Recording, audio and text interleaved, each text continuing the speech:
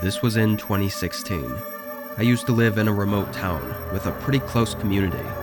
The whole landscape around the area was flat, dense forest, so basically the only thing to do was go for hikes or go camping. Otherwise, you'd have to drive an hour over to the next, slightly larger town. Me and my friend Matt would go camping a lot, and this time he said one of his other friends recommended a place that we could go, so that's where we went. It was only a 15-minute drive from the outskirts of our town. There was no parking though, we just pulled over on the side of the road. The trail was also very faint and thin, and not something that looked used very often. We walked down, and after an hour, we made it to the camp. Supposedly, there was a nice view of a lake, but his friend must have been messing with us, because it definitely was not a lake or a nice view. It was more of a swamp, like a dark green overgrown pond. It looked like it could have been nice a couple years ago, maybe. After laughing it off though, Matt pointed out a tent on the other side of the water. It was way too far to see anything specific, but it was just a lone tent sitting among the trees. Then my eyes drifted along the edge of the water, further down from the tent. There was a person watching us. They were standing along the pond, directly across from where we were. I did a quick friendly wave, trying to not make it awkward. We both assumed they were the ones staying in the tent. Anyway, we pitched our tents on a hill, away from the water, and carried on with our day. We played a couple games and had some long talks. During the whole day, we occasionally looked out at the water, and we both found it a little strange that we never saw the person near their tent. They were either not there at all, or just walking around in the trees further away. As the day slowly turned to night, there were a few hours where we never saw them. We walked around and collected some scraps to make a fire with, then propped up our chairs close to the flame and made dinner. We were just chatting and having some laughs when Matt suddenly jumped up from his chair. His eyes were locked on something right behind me. I stood up and looked. Standing in the dark, there was the outline of someone standing only 20 feet away. They had long and disheveled black hair and were wearing dark clothing. The shadows covered them too much to tell if it was a man or woman, or if they were holding anything. "Hello?" Matt called out. "Are you okay?" I followed up with. They stayed there for a moment, then hurried away. I looked back at Matt, and although both of us were freaked out, we both nervously smiled, like, what the hell was that about? Honestly, this was so long ago, I don't even remember what excuse or theory we came up with for why they were there. We assumed it was the person we saw across the water, but that's all I remember. Whatever we came up with though, it was enough for us to continue the night without being too spooked. Somehow we even went to bed, which looking back on it, I have no idea how. We were just young and overconfident, I guess. But in the middle of the night, I woke up to Matt quickly unzipping my tent and shaking me awake. He was breathing heavily and had a look of fear in his eyes.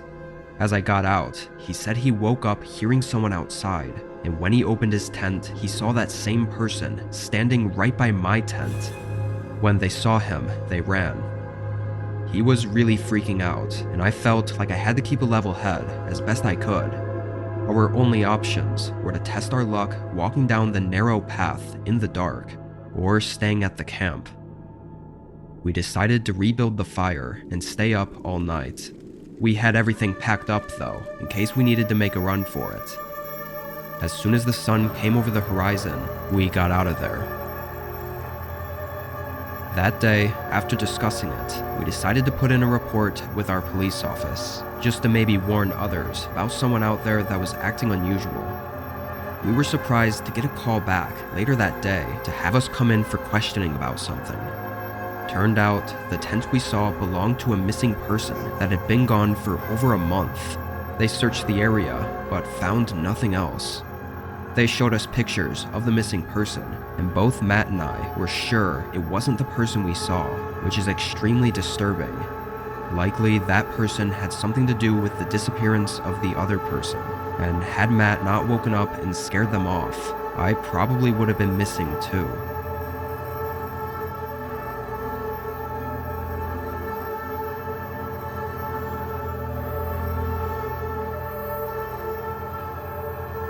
recently there's been an enormous data breach. 2.7 billion victims' personal information and social security numbers were stolen. This stolen personal data could allow people to gain access to your financial accounts or even steal your identity. So now it's more important than ever to take extra measures to ensure your security. There's really no better time than now to take advantage of Aura's security service. I've been regularly sponsored by Aura for over a year now, and it's because I honestly believe their service is amazing. Aura provides continuous monitoring of your personal data and resolves any potential threats that may come up, while also preventing future threats. They also make it incredibly easy for you to use and understand everything going on with your data. With their free trial, you'll be able to have Aura scan and remove your personal data from all over the internet, including scam centers, the dark web, data brokers, and hackers. After this, Aura will set up continuous monitoring on all of your data, ensuring any issues can be resolved rapidly by notifying you the instant something comes up. When I had first signed up, Aura immediately found dozens of places across the internet that already had my personal data, including my full name and address. In just a couple minutes, Aura cleared all of it. Especially in times like these, with huge data breaches and scams happening so often, having peace of mind knowing Aura is protecting your information is above anything. By using aura.com/whispered or scanning the QR code, you can get a completely free 14-day trial, allowing you to see if your personal data has been leaked, remove that data from multiple large platforms, and securely monitor your personal identity. I highly recommend using this opportunity to find any leaked info and ensure it is taken care of and secured. Thank you again to Aura for sponsoring this portion of today's video.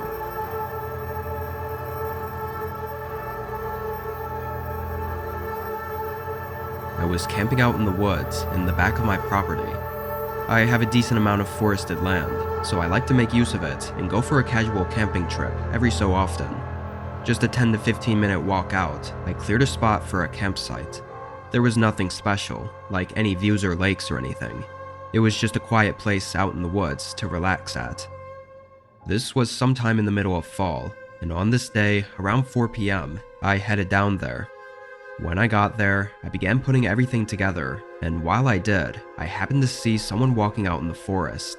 They were only 100 yards out or something, but considering this was technically my property, it was a little bit strange for them to be out here. My land was bordered by other neighbors' land, too, so the only way to this spot was by trespassing. I wasn't really upset about it. I was just confused why and how they got here. They were walking away from the direction of my house, though, toward my neighbor's land, so I just let it be. Over the next 3 hours, I saw nothing else, and mostly just sat back in my lawn chair and relaxed to the sounds of the forest. The sunset fell over the trees and left the woods dark and foggy, so I lit up the fire pit I'd made and stashed it with some logs and sticks. It was just about an hour into the night, and as I was tossing more sticks into the campfire, I suddenly heard footsteps in the distance. I turned around and could hear someone running, like full-on sprinting through the woods, but it was pitch black out there. I just listened and followed the sound with my eyes as they ran past my campsite and deeper into the forest, slowly fading out. It was 100% a person too, from the sound of it, but I'm not sure there's any explanation for what they were doing sprinting through the woods at night. It made me really uneasy. I thought about packing up and going home, but it sounded like they didn't notice me or didn't care to bother me, whoever it was. I figured I was okay, and if anything, at least it was just a quick run back to my house. I kept the fire up and stayed outside for another 2 hours. Aside from the running earlier, it was a very quiet night. Around 10, I let the fire fade out and got in my tent, falling asleep soon after. Of course, I wasn't asleep for long though. I woke up to sudden footsteps sprinting toward my tent. My eyes shot open and I sat up, hearing the footsteps come right up to the outside of the tent, then abruptly stop maybe a foot away. My eyes began adjusting to the dark, and through the thin fabric, I could see the silhouette of someone leaning back and forth, like they were trying to look through it. Then there was the sudden sound of something tearing. My eyes looked a little bit to the left, seeing a knife sliding across the fabric and cutting a slit into the tent. Through it, a pair of eyes pierced through at me.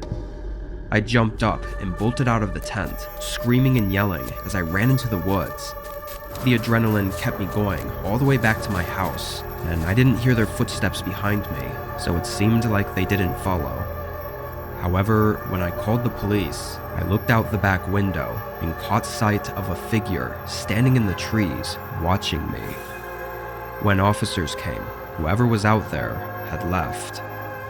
In the morning, they came back out to investigate the campsite, but days passed with no leads.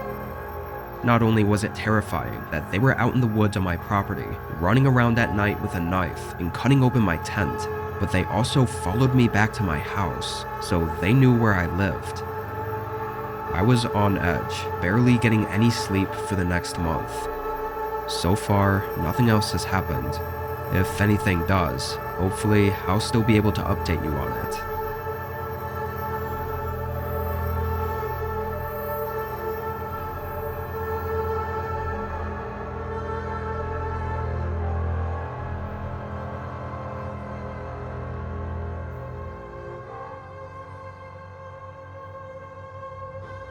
This was 3 years ago, just at the beginning of December. Where I live, it doesn't get too cold until late December, and we usually don't get any snow until early January. I go camping pretty often, and typically try to take as many trips as I could before winter comes in, and then I wouldn't be able to go out for several months. I scheduled some time off work for the first weekend of December so I could do one last camping trip. I chose a place an hour north from me. I knew it was a little colder up north, but I didn't think it would be enough difference to matter too much. Besides, I was prepared with camping gear that was also rated for cold temperatures. I headed down there in the morning, arriving at the trailhead just a couple hours past sunrise. There were 2 other cars at the trailhead, one regular-looking minivan and one truck that looked like it'd been off-roading, with mud and scratches all over it. I parked and began down the trail.